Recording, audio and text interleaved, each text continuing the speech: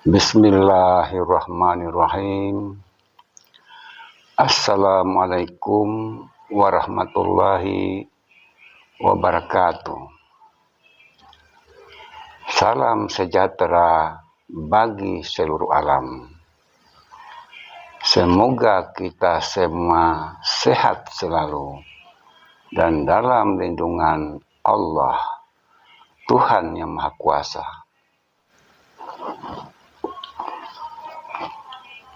Pada kesempatan kali ini kita akan membahas masih tentang perjalanan Satyopininggit, yang dimana beliau senantiasa berinteraksi dengan alam semesta, karena memang waktunya sudah mendesak untuk menuju huru hara, bahkan ke puncaknya huru hara. Dengan adanya 4 anasir alam yang ada pada diri Satyopininggit, yang dijadikan bentuk kekuatan beliau yang tidak dimiliki oleh orang kebanyakan, itu terjadi atas izin Allah, Tuhan yang Maha Kuasa. Beliau senantiasa berinteraksi kuat dengan pergerakan semesta, yaitu unsur api, unsur angin, unsur air, juga unsur tanah. Itu akan bergerak dan akan bergerak karena ini memang adalah desakan proses akan adanya sebuah perubahan yang sangat besar daripada bentuk zaman. Maka yang terjadi adalah sebuah seleksi alam terhadap kehidupan umat manusia yang ada di dunia ini. Adapun 4 unsur dengan dirinya adalah suatu bentuk kekuatan energi yang sangat dahsyat, yang dibangun atas kehendak Allah, Tuhan semesta alam. Semua itu terjadi untuk mendukung proses perjuangan beliau dalam mewujudkan kehidupan yang adil, makmur, dan sejahtera. Perubahan-perubahan inilah yang perlu kita waspadai, dikarenakan bentuk pergerakan dari 4 unsur semesta tidak lagi memandang siapa saja, baik dari kalangan orang biasa maupun pejabat, miskin maupun yang kaya, dan seterusnya. Siapapun, kalau memang itu sudah terjadi, seperti banjir bandang, gunung meletus, gempa bumi, tsunami, peperangan, dan seterusnya. Dimanapun itu terjadi, maka disitulah akan banyak korban.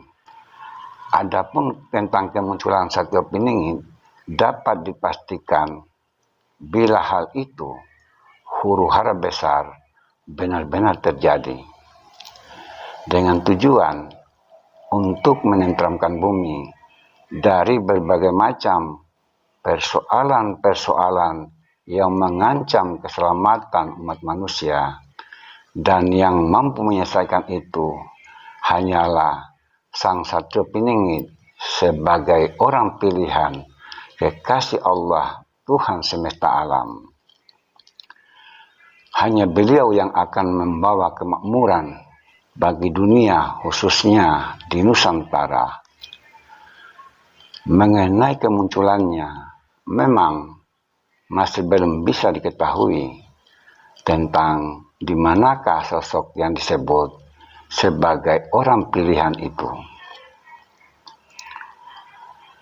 Hal tersebut dikarenakan kerahasiaan beliau yang sangat dijaga oleh Allah, Tuhan yang Maha Kuasa, guna untuk menghindari beliau dari musuh-musuhnya sampai pada waktu yang telah ditentukan.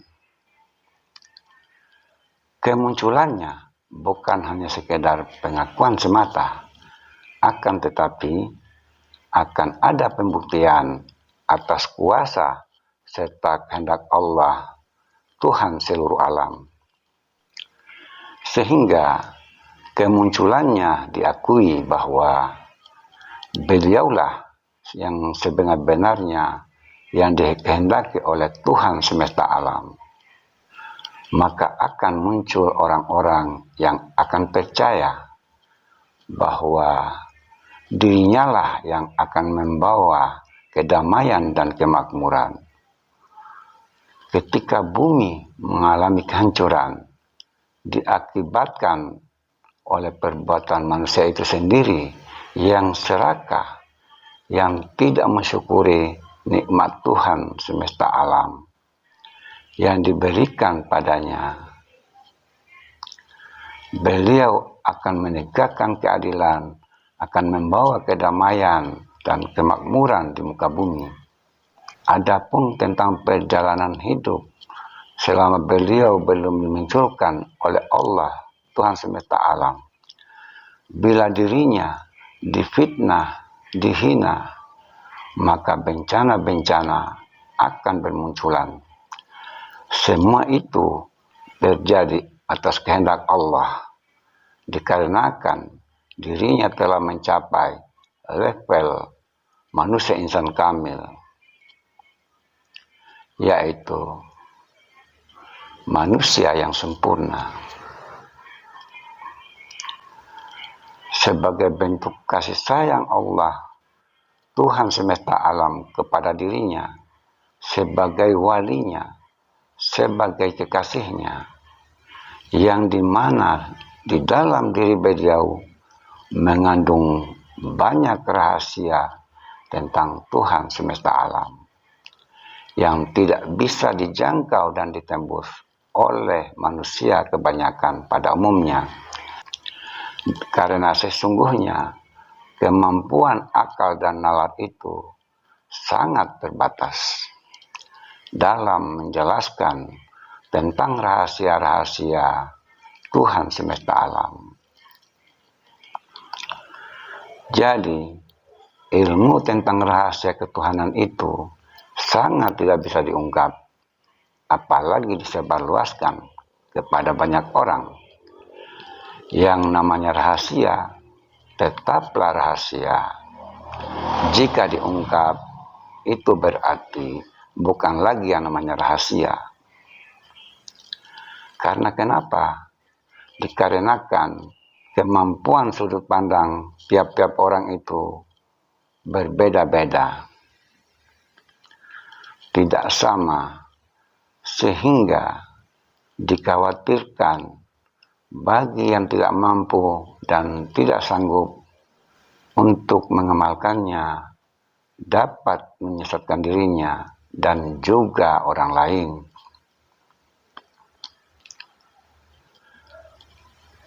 Ilmu rahasia yang dimiliki oleh Satyo Piningit itu hanya dirinya dan Tuhan semesta alam yang mengetahui. Dikarenakan beliaulah yang mampu dan sanggup mengamalkannya, itulah sebabnya beliau dipilih oleh Allah, Tuhan seluruh alam, sebagai walinya yang diutus di akhir zaman ini. Dirinya tidak memiliki guru mursyid seperti layaknya orang kebanyakan pada umumnya.